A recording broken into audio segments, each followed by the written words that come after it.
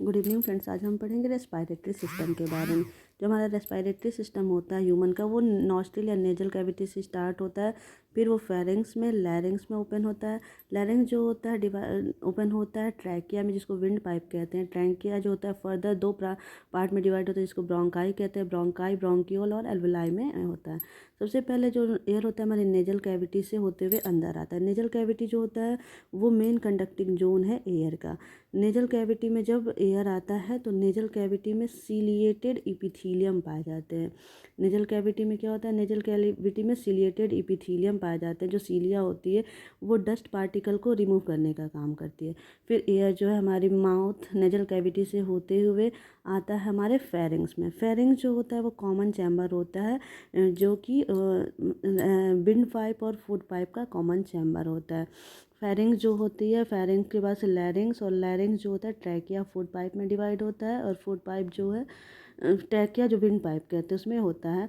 और ट्रैकिया से जो है फिर नेजल कैविटी में या फेरिंग्स रीजन में एक वो एरिया पाया जाता है जिसको हम बोलते हैं एपिग्लॉटिस। एपिग्लॉटिस बहुत ही इंपॉर्टेंट चीज़ है। अगर एपिग्लॉटिस नहीं होगा तो फूड जो है हमारे विंड पाइप में आ जाएगा और जो है हमें सांस लेने में दिक्कत होगी। जैसे ही खाना जो है फेरिंग्स एरिया में आता है तो जो ट्रैकिया होता है, ट्रैकिया और ग्लॉटिस, ग्लॉटिस जो है ट्रैकिया की ओपनिंग होती है। ट्रैकिया ऊपर की तरफ जो है ऊपर की तरफ उठ जाता है, आप देख सकते हैं ट्रैकिया ऊपर की तरफ हो जाता है। और जो एपिग्लॉटिस होता है लीफ लाइक स्ट्रक्चर, वो ट्रैकिया के होल को कवर कर देता है, बंद कर देता है, जिससे खाना जो होता है वो फूड पाइप में ही जाता है, विंड पाइप में नहीं जाता है। तो एपिग्लॉटिस जो है इंपॉर्टेंट फंक्शन है। अगर एपिग्लॉटिस नहीं होगा तो फूड जो है कहाँ आ जाएगा, हमारे विंड पाइप में आ जाएगा। तो हमेशा याद रखिएगा ट्रैकिया ऊपर होता है, एपिग्लॉटिस नीचे नहीं आता है। ट्रैकिया जो होता है वो क्या होता है, ऊपर की तरफ मूव करता है और वो लीफ लाइफ स्ट्रक्चर एपिग्लॉटिस से कवर हो जाता है। आप देख सकते हैं ट्रैकिया ऊपर की तरफ मूव हो रहा है और एपिग्लॉटिस जो है वो कवर कर देता है। ठीक, इसके बाद से जो फूड जो है एपिग्लॉटिस जब ट्रैकिया में पहुंच जाता है तो ट्रैकिया जो होता है हमारा वो ओपन होता है ब्रोंकियाई में। ट्रैकिया जो होता है वो अलाउ करता है पास एयर को लंग्स में जाने के लिए।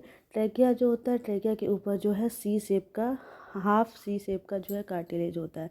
ट्रैकिया फर्दर डिवाइड होता है टू पार्ट में, जिसको ब्रोंकियोल कहते हैं। ब्रोंकियोल, ब्रोंकियाई, और ये ब्रोंकियोल दो ब्रांच दिख रहा है आपको, ये ब्रोंकियोल होता है। ब्रोंकियल फर्दर डिवाइड हो गया ब्रोंकियाई में, और ब्रोंकियाई जो है एल्वियोलाई में जो है कन्वर्ट हो जाता है। एल्वियोलाई जो है ऑक्सीजन को कंटेन करता है।